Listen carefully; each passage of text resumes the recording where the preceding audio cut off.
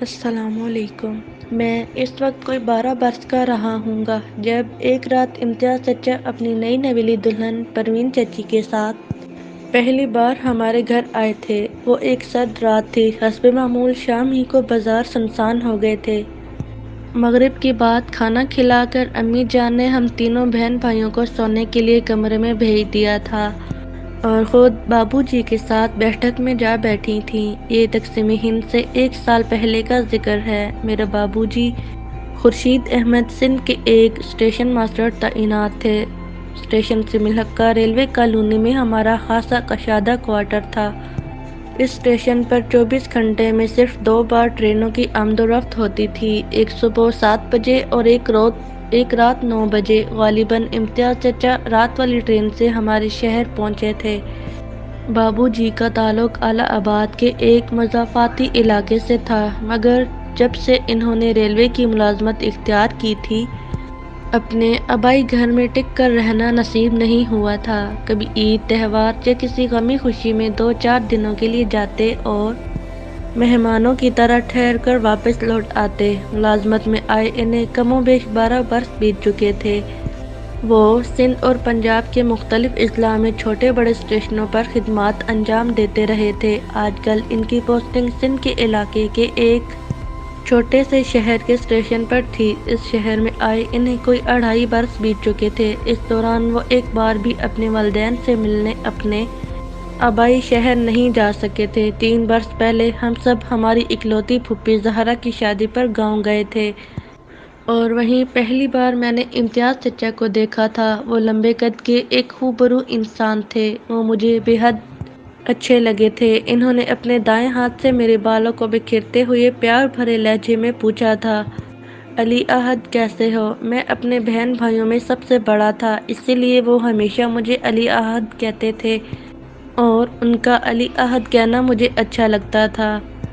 2 روز قبل ایک گارڈ کے ذریعے دادا ابا کی طرف سے ایک چٹھی موصول ہوئی تھی، جس سے حالات کے بارے میں کچھ آگاہی تو ضرور ہوئی تھی، مگر یہ پتہ نہیں چل سکا تھا کہ امتیاز چچا کب تک یہاں پہنچیں گے۔ البتہ خط ملتے ہی امی جان نے ہمارے کمرے کے ساتھ والا کمرہ ان کے لیے ٹھیک کروا دیا تھا۔ دادا ابا کا خط پڑھ کر بابو جی کسی انجانی تشویش میں مبتلا ہو گئے تھے۔ امی جان بھی فکر مند نظر آ رہی تھیں، مگر وہ اس بات سے خوش تھیں کہ برسوں بعد ان کے گھر کوئی سسرالی رشتہ دار آنے والا تھا۔ میرے چھوٹے بھائی بہن زین اور عائشہ سو چکے تھے۔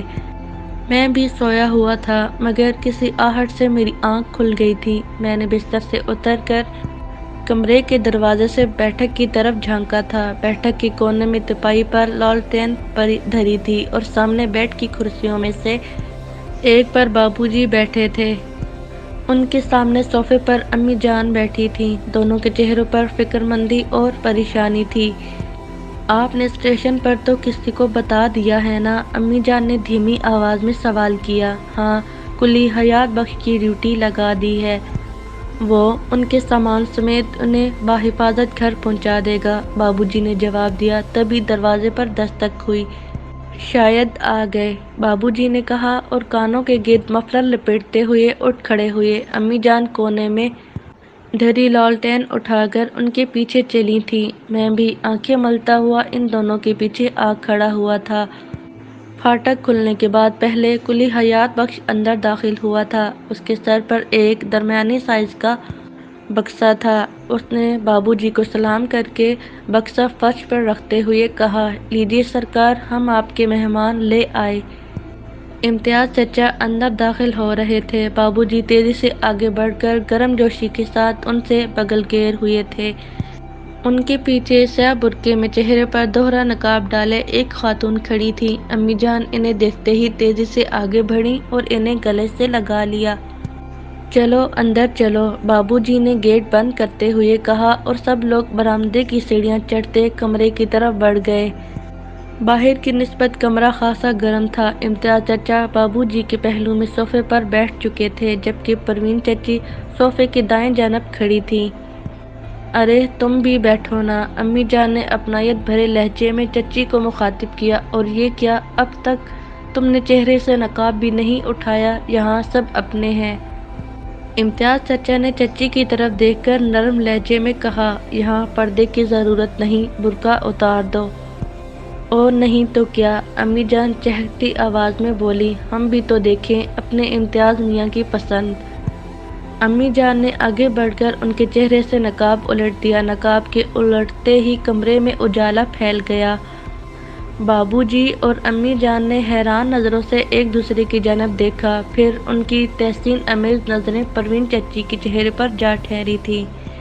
میں ان کی طرف دیکھ رہا تھا، سیاہ برقعے کی اوٹ سے ان کا چہرہ بادلوں میں گھرے چاند جیسا لگ رہا تھا۔ گھنی سیاہ پلکوں سے سجی پرکشش آنکھوں سے انہوں نے بابو جی اور امی جان کی طرف دیکھا اور آداب کہا۔ ان کا حسن بے مثال دیکھ کر میرے ننھے سے دل پر عجب اثر ہوا تھا۔ مجھے پہلی ہی نظر میں ان سے شدید عشق ہو گیا تھا۔ پروین چچی جب تک بیٹھک میں موجود رہیں، میری نگاہیں ان کے حسین چہرے پر مرکوز رہیں، اور جب وہ امتیاز چچا کے ساتھ اپنے کمرے میں چلی گئیں تو مجبوراً مجھے بھی اپنے کمرے میں جانا پڑا۔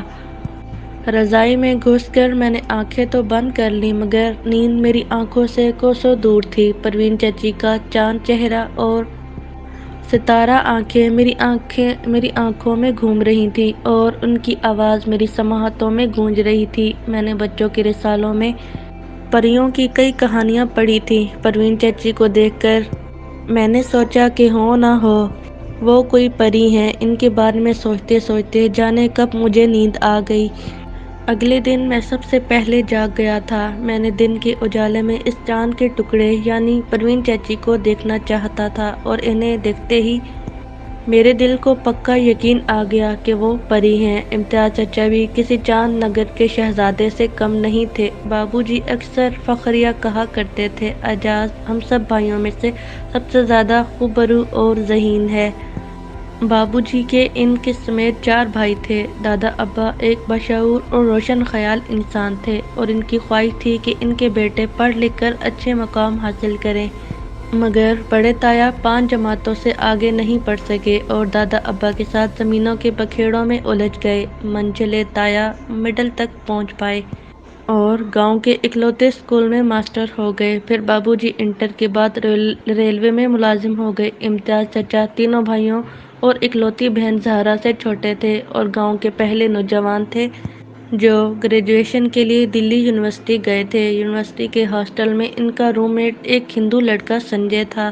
سنجے کا تعلق ایک غریب گھرانے سے تھا۔ اپنی ذہانت، لیاقت اور بے حد محنت کی بنا پر یونیورسٹی تک پہنچا تھا، اور اب بھی ٹیوشن کر کے گزارا کرتا تھا۔ ہاسٹل سے ذرا فاصلے پر ایک ہندو کالونی تھی۔ دور تک حویلی نما مکانات پھیلے ہوئے تھے۔ وہیں ایک بڑے تاجر سیٹھ کرم کے گھر سنجے اس کے چھوٹے بیٹے روہت کو ٹیوشن پڑھانے جاتا تھا۔ اچانک ایک دن اس کے گھر سے اطلاع آئی کہ اس کے پتا کی طبیعت سخت خراب ہے۔ اسے فوراً بلایا گیا تھا۔ انہی دنوں روہت کے امتحان ہو رہے تھے۔ سنجے چھٹی نہیں کر سکتا تھا، مگر گاؤں بھی جانا ضروری تھا، سو اس نے امتیاز چچا سے گزارش کی کہ اس کی غیر موجودگی میں وہ سیٹھ کرم کے گھر جا کر اس کے بیٹے روہت کو ٹیوشن پڑھا دے۔ مجھے جانے میں کوئی عار نہیں، امتیاز چچا نے دھیمے لہجے میں کہا، مگر پہلے ان سے معلوم کر لو، شاید انہیں اعتراض ہو۔ ایک مسلمان کا پڑھانا شاید وہ پسند نہ کریں۔ بات تو ٹھیک تھی، ہندوؤں میں مسلمانوں کے خلاف چھوت چھات کا مرض عام تھا۔ کوئی مسلمان قریب سے گزر جاتا تو اکثر ہندو نجس ہو جاتے تھے، مگر سنجے نے اس مسئلے کا یہ حل نکالا کہ تم وہاں بتانا ہی نہیں کہ تم مسلمان ہو۔ کیا مطلب؟ امتیاز چچا نے کچھ نہ سمجھتے ہوئے حیرانی سے پوچھا۔ تم وہاں رشتہ کرنے تو نہیں جا رہے؟ سنجے مسکرایا۔ تو پھر اپنا شجرہ نسب بتانے کی ضرورت ہی کیا ہے؟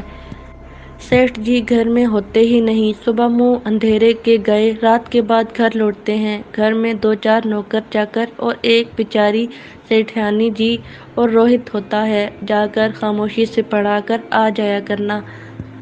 مجھے وہاں سب ماسٹر جی کہتے ہیں، تمہیں بھی اسی نام سے پکارا جائے گا۔ نہ اپنا نام بتانے کی ضرورت ہوگی، نہ ہی کسی کو پتہ چلے گا کہ تم مسلمان ہو۔ سنجے کی مجبوری کے پیش نظر اس کی مدد کے خیال سے امتیاز چچا نے اس کی بات مان لی، اور اگلے دن شام سیٹھ جی کی حویلی جا پہنچے۔ سنجے نے وہاں پہلے ہی بتا دیا تھا کہ اس کی غیر موجودگی میں دوسرے ماسٹر جی پڑھانے آئیں گے، سو نوکر نے انہیں احترام میں بچھے تخت پر لا بٹھایا۔ سامنے ہی ایک میز کے گرد 2 کرسیاں رکھی تھیں اور میز پر کچھ کتابیں بے ترتیبی سے پڑی تھیں۔ روہت کہاں ہے؟ امتیاز میاں نے میز پر بکھری کتابوں کی طرف دیکھتے ہوئے سوال کیا۔ بس ابھی آتے ہی ہوں گے، نوکر نے جواب دیا۔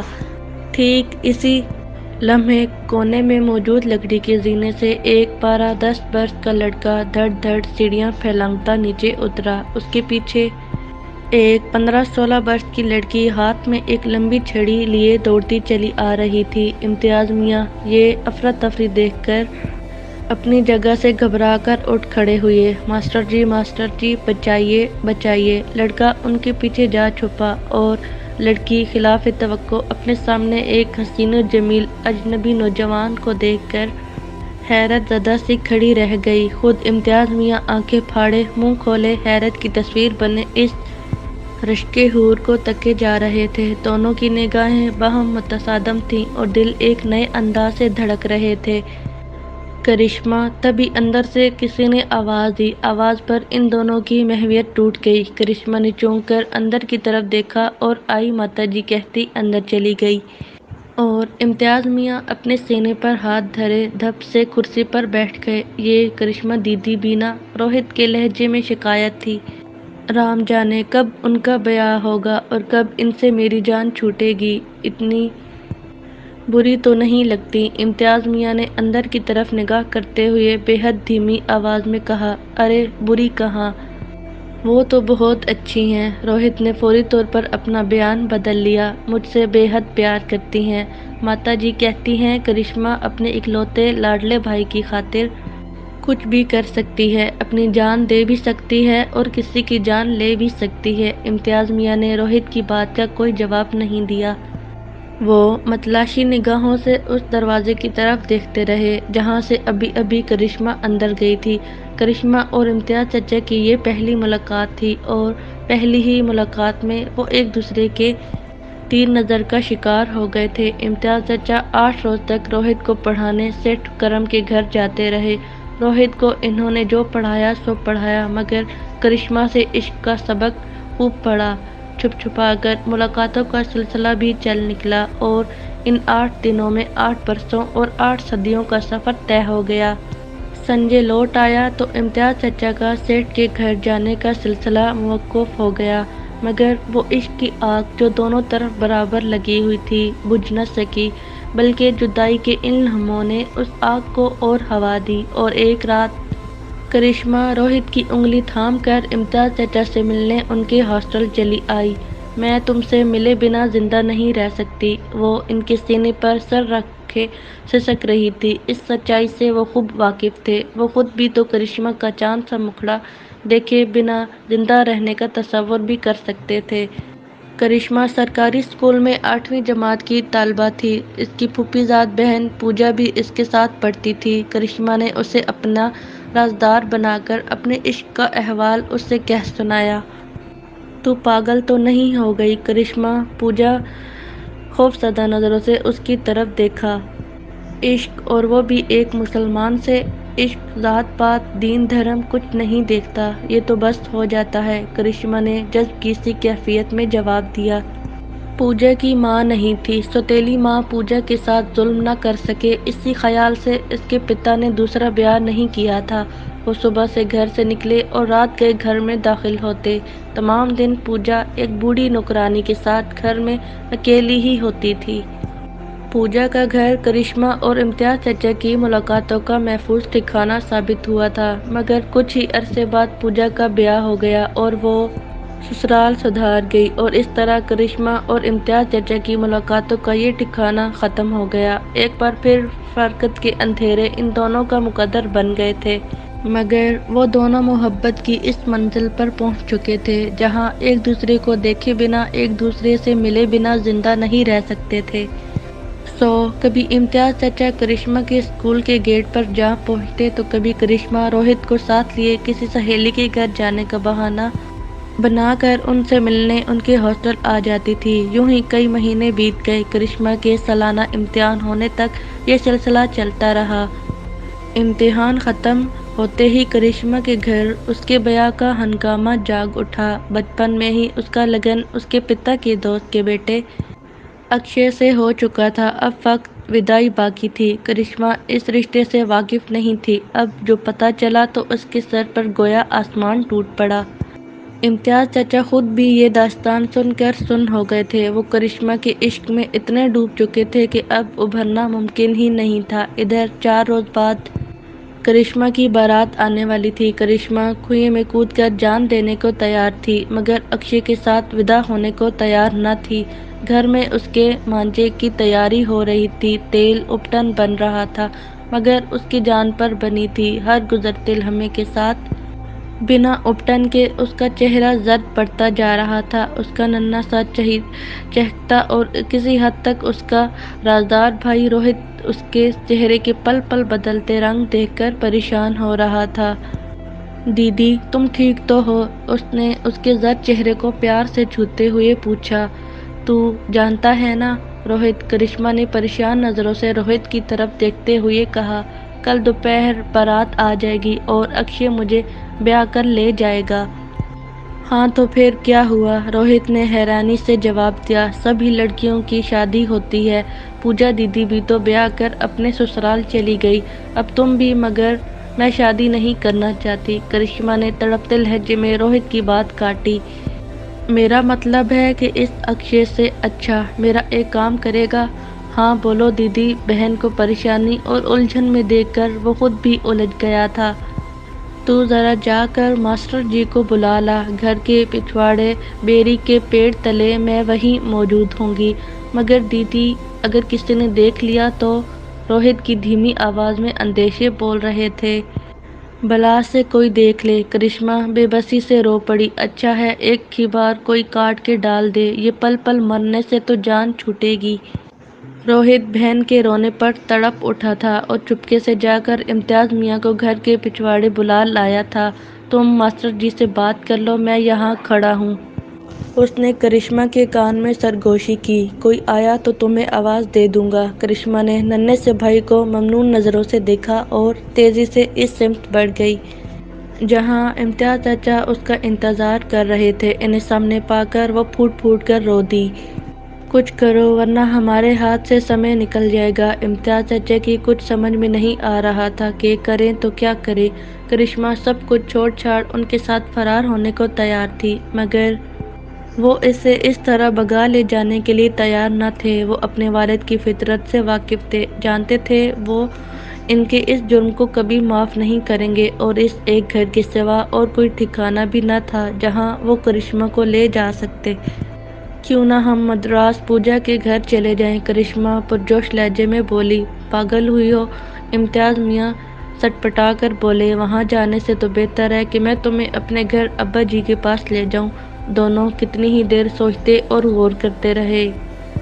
کل اس کی بارات آنے والی تھی، ان کے پاس صرف آج کی رات تھی۔ آدھی رات کے بعد ملنے کا وعدہ کر کے وہ رخصت ہوئے۔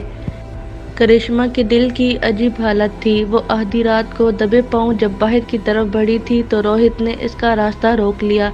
جا رہی ہو دیدی ہمیشہ کے لیے؟ ہاں میرے بھائی۔ اس نے بے ساختہ اسے گلے سے لگا لیا۔ کسی کو بتانا مت۔ جان بھی لے لیں گے تو بھی نہیں بتاؤں گا، اس نے پرعزم لہجے میں یقین دلایا تھا۔ امتیاز چچا کرشمہ کو لے کر دلی سے الہ آباد کی طرف روانہ ہو گئے۔ الہ آباد کی ٹرین میں بیٹھنے سے قبل وہ کرشمہ کو دلی کی جامع مسجد لے گئے۔ وہاں کرشمہ نے بے رضا و رغبت اسلام قبول کیا۔ امام صاحب نے ان دونوں کا نکاح پڑھایا۔ اب کرشمہ پروین تھی اور امتیاز میاں کے عقد میں تھی۔ اگلی رات وہ چھپ چھپاتے پروین کو لیے اپنے آبائی گاؤں پہنچے۔ گھر والے انہیں یوں اچانک اور ایک برقع پوش لڑکی کے ساتھ دیکھ کر حیران رہ گئے تھے، اور جب حقیقت حال کا علم ہوا تھا تو پورے گھر میں کوہرام مچ گیا تھا۔ کسی پیسے والے بارسوخ ہندو کی بیٹی کو کسی مسلمان لڑکے کا یوں بھگا لانا کوئی معمولی بات نہیں تھی۔ اس بات پر زبردست بلوہ بھی ہو سکتا تھا، کتنی جانوں کا ضیاع ہو سکتا تھا۔ اس کے علاوہ یہ فعل غیر شریفانہ تھا۔ وہ اپنے نیک اور صالح بیٹے کے بارے میں کبھی سوچ بھی نہیں سکتے تھے کہ وہ یہ حرکت بھی کر سکتا ہے، مگر یہ وقت ان کی اس حرکت پر سرزنش کرنے کا نہیں تھا بلکہ فیصلہ سنانے کا تھا۔ سو وہ دھیمی مگر رسیلی آواز میں گویا ہوئے، میرے گھر میں بھی بیٹی ہے، میں یہ کیسے برداشت کر سکتا ہوں کہ تم کسی کی بیٹی یوں بھگا لاؤ اور میں تمہیں پناہ دے دوں۔ دادا ابا نے شعلہ برساتی آنکھوں سے امتیاز چچا کی طرف دیکھا۔ فوراً الٹے پاؤں جاؤ اور اس لڑکی کو اس کے گھر پہنچا کر آؤ، میں کسی بھی قیمت پر اسے پناہ دوں گا نہ تمہیں۔ میں سوچ بھی نہیں سکتا تھا کہ تم اتنی گری ہوئی حرکت بھی کر سکتے ہو۔ امتیاز چچا کا جھکا ہوا سر کچھ اور جھک گیا۔ دونوں بڑے بھائی پہلے ہی سر جھکائے باپ کے پیچھے کھڑے تھے۔ ان کی والدہ اور بہن دالان کے ستون سے لگی بے آواز رو رہی تھیں۔ پروین چاچی امتیاز چچا کے پیچھے برقعے میں چہرہ نقاب میں چھپائے سر جھکائے مجرم کی طرح کھڑی تھیں۔ دادا ابا کی گھن گرج سن کر انہوں نے زیر نقاب امتیاز چچا کے بے کس و بے بس چہرے کی طرف دیکھا، پھر کچھ سوچ کر پرعزم انداز میں آگے بڑھیں اور انہوں نے اپنے چہرے سے نقاب الٹ دیا۔